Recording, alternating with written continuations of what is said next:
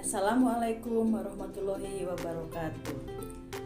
Semoga anak-anak siswa baru SMP Negeri 6 Banjar kelas 7 ada dalam keadaan sehat walafiat. Anak-anak, sebelum Ibu memberi materi MPLS, perkenankanlah Ibu memperkenalkan diri. Ada yang kenal belum?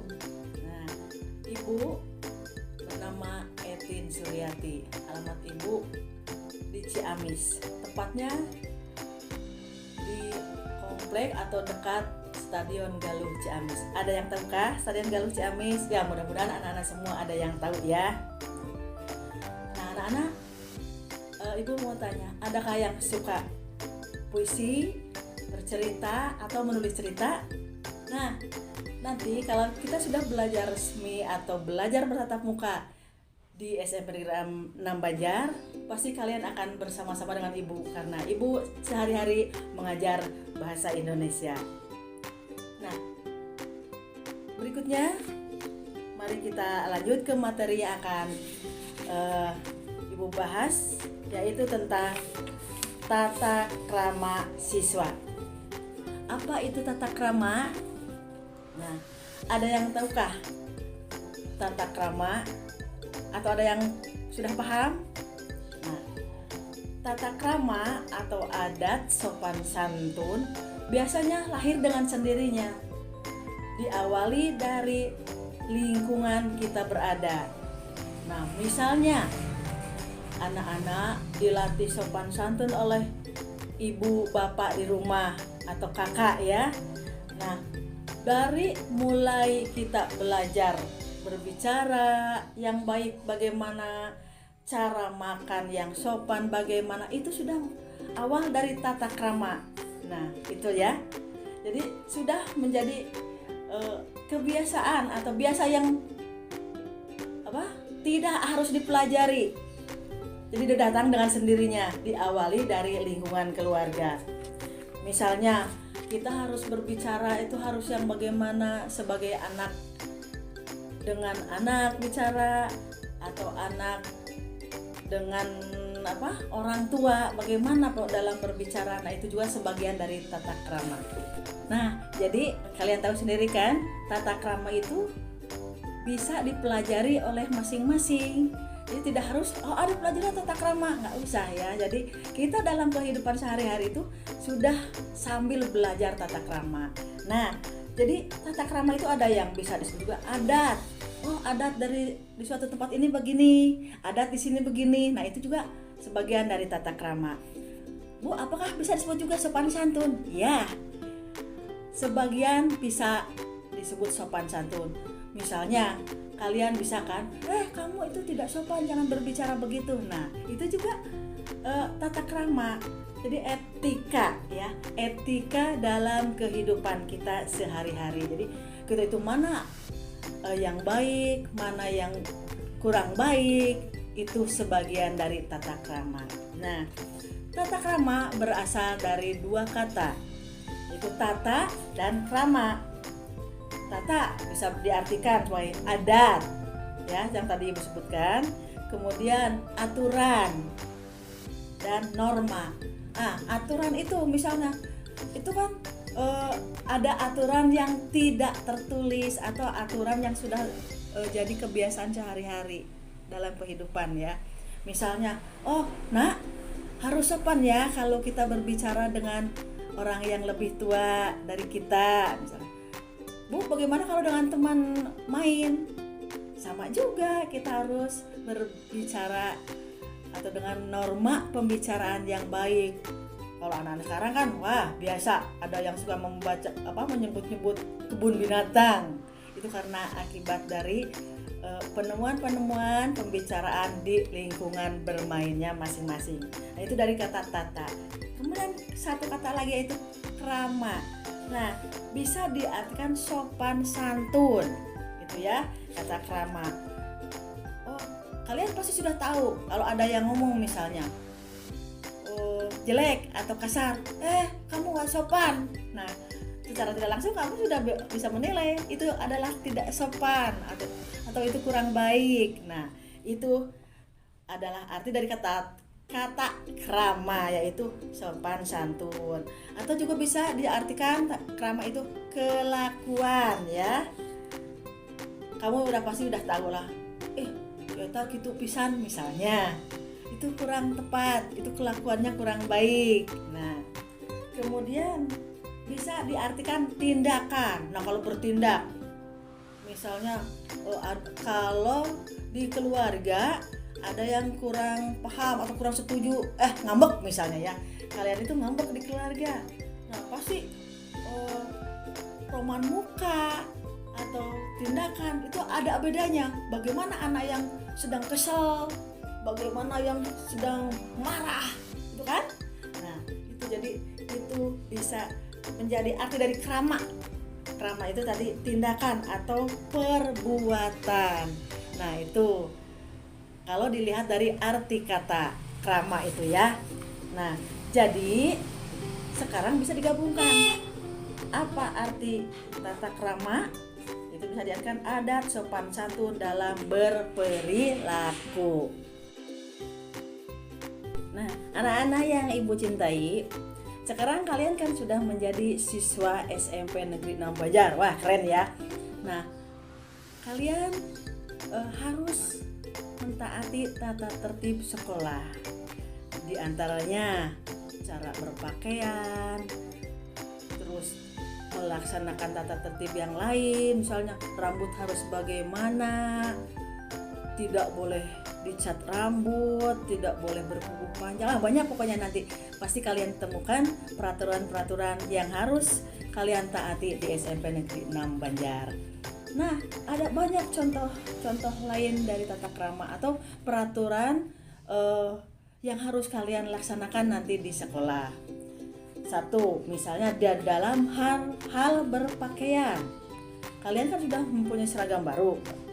Nah, dalam berpakaian itu ada aturannya. Misalnya hari Senin, Selasa pakai baju yang mana, Rabu, Kamis yang mana, Jumat, Sabtu. Nah, itu harus selalu kalian taati, karena itu juga mentaati peraturan di sekolah itu kan tata krama juga ya. Nah, dalam berpakaian sekolah nanti harus bagaimana Bu? Harus dimasukkan misalnya ya, Senin Selasa pakai biru putih dengan lengkap dan tanda-tandanya. Kemudian kalau bagian olahraga pakai pakaian olahraga, jangan sampai pakaian olahraga dipakai main. Nah itu ya. Nah harus tertib berpakaian. Kemudian waktunya memakai baju busana muslim, pakai busana muslim. Waktunya memakai baju pramuka, pakai baju seragam pramuka. Nah itu peraturan berpakaian di sekolah harus selalu ditaati. Bu, bagaimana di luar sekolah? Sama. Kalau kalian pulang, misalnya pulang dari sekolah, selalu harus cepat ganti pakaian. Jangan sampai pakaian seragam sekolah dipakai di luar kegiatan sekolah. Nanti cepat bladus ya, cepat jelek, cepat belel. Nah itu. Nah itu dalam berpakaian. Kemudian dalam pergaulan juga, sehari-hari di sekolah harus bagaimana. Kalian kan tidak lepas dengan bermain dengan teman-teman ya, mulai dari awal pagi masuk ke gerbang sekolah. Di sana akan bertemu bapak ibu guru. Nah jangan lupa salam sama bapak ibu guru, sama teman-teman juga ya. Itu harus dibiasakan setiap hari. Bagaimana Bu kalau pulang sekolah? Ya sama. Setelah kegiatan di sekolah, kalian taati segala peraturan yang ada di sekolah. Waktu belajar selesai, pasti kalian akan meninggalkan sekolah dan akan bergabung dengan teman-teman kalian di luar lingkungan sekolah. Nah, di situ yang mungkin kalian merasa bebas. Nah, kalian boleh bebas, tapi dengan norma-norma yang sudah kalian yang sudah ditetapkan. Bagaimana kalau bergaul di luar sekolah? Misalnya kalian kan pulang bareng sama anak-anak yang lain. Nah, tadi juga seperti dalam berbahasa ya, bahasa dengan teman-teman bagaimana. Kemudian kalau di jalan misalnya bertemu sama bapak ibu guru yang sama-sama pulang sekolah misalnya, jangan lupa salam ya. Sama-sama naik angkot, ketemu orang yang lebih tua, salam. Itu untuk etika pergaulan di luar sekolah. Nah, dalam pergaulan di luar sekolah itu kan sama seperti tadi berbahasa, tidak perlu dipelajari khusus. Jadi kita harus pasti dengan berjalan dengan sendirinya. Kalian pasti akan tahu bagaimana nih kalau kita menghadapi atau bertemu dengan teman sebaya, bagaimana kita kalau bertemu dengan orang tua ya. Nah, semua kalian harus sudah tahu. Dan jangan sampai begini, kalian bertemu dengan orang yang lebih tua di angkot misalnya. Oh baik, ditanya, nak sekarang sekolah di mana? Oh saya sudah sekolah di SMP 6 gitu. Nah, kalian perlihatkan kelakuannya kamu yang baik, kemudian berbahasalah dengan bahasa yang baik. Tapi itu harus dengan hati ya, jangan sampai baik di mulut saja misalnya.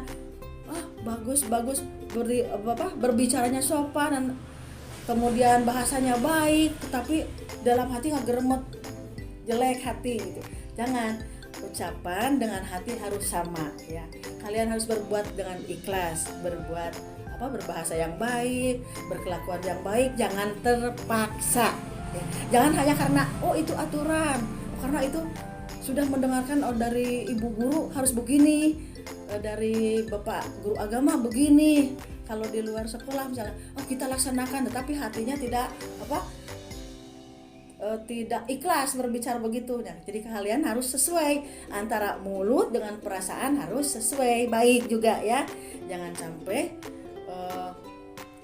lain di bibir, lain di hati. Nah itu. Kemudian ada lagi etika di tempat umum harus bagaimana. Misalnya kalian di tempat umum itu apa ya, di luar lingkungan kita itu tempat umum banyak, misalnya di masjid tempat umum, di pasar, di terminal itu tempat umum. Nah banyak sekali etika yang harus kita lakukan atau laksanakan di tempat-tempat umum. Misalnya kita kan sedang booming-boomingnya nih menjaga lingkungan, apalagi sekolah kita kan akademiyata ya, nasional. Nah kita harus menjaga kebersihan di lingkungan kita berada. Dimanapun kita itu berada, kita harus selalu menjaga kebersihan. Itu hanya satu contoh. Setelah menjaga, terbiasa dengan menjaga kebersihan, kita juga harus berlaku bersih. Jangan buang sampah sembarangan ya. Misalnya kita jajan yang pakai kantong-kantong plastiknya dibuang, dialungkan. Jangan, kita cari tempat sampah. Bu, nggak ada tempat sampah, kantongan ya, kantongan dulu atau disimpan di kantong. Nanti kalau udah nemu tempat sampah, buang tempat sampah. Nah itu. Kemudian setelah kita terbiasa dengan membuang sampah itu, kita pasti akan sayang kepada lingkungan. Kita ingin memelihara pepohonan atau pohon-pohon atau hewan-hewan yang ada di lingkungan kita. Kita harus menyayangi lingkungan kita masing-masing dimanapun kita berada. Nah, bagaimana? Udah ada gambaran-kah tentang tata krama? Jadi tidak hanya dalam bahasa, tidak hanya dalam berpakaian saja, kita juga harus dalam mencintai lingkungan.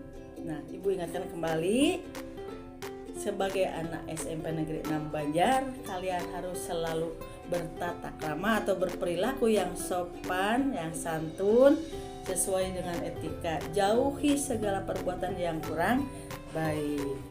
Nah, itulah sebagian penjelasan tentang tata krama. Semoga kalian bisa menangkap isi pembicaraan dari Ibu tadi, ya. Dan walaupun kita masih belum bisa bertemu tatap muka, kalian tetap semangat dalam belajar. Selalu sehat ya, tetap semangat dan selalu taati protokol kesehatan. Semoga kita berjumpa nanti dalam pembelajaran di sekolah tatap muka seperti biasa. Tetap semangat. Assalamualaikum warahmatullahi wabarakatuh.